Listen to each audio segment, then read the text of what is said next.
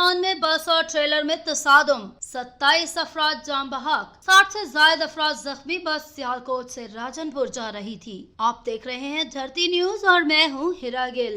नाजरीन, डेरा गाजी खान में तौनसा बाईपास के करीब बस और ट्रेलर में तसादुम के नतीजे में 27 अफराद जाम बहक और 60 से ज्यादा जख्मी हो गए। जख्मियों को अस्पताल मुंतकिल कर दिया गया। धरती न्यूज के मुताबिक बस सियालकोट से राजनपुर जा रही थी कि तौनसा बाईपास के करीब हादसा पेश आ गया। इत्तला मिलते ही रेस्क्यू टीमें जाए हादसा पर पहुंच गईं और जख्मियों को DHQ अस्पताल डेरा गाजी खान मुंतकिल कर दिया गया। पुलिस ने हादसे के वजूहात जानने के लिए तहकीकात का आगाज कर दिया है। District emergency officer rescue doctor Nayyar Alam का कहना है कि बस हादसे में 25 अफराद जाम बहक हो गए। डॉक्टर नैयर ने बताया कि हादसे का शिकार बस में 75 मुसाफिर सवार थे। हादसे में 60 से ज्यादा अफराद जख्मी हुए। तमाम जख्मियों को टीचिंग अस्पताल मुंतकिल कर दिया गया है। रेस्क्यू जराये का कहना है कि जाए वकुआ से बस और ट्रेलर को हटा दिया गया है और ट्रैफिक बहाल कर दी गई है। वजीर आजम उस्मान बुज़दार ने हादसे में इंसानी जानों के ज़िया पर अफसोस का इजहार किया है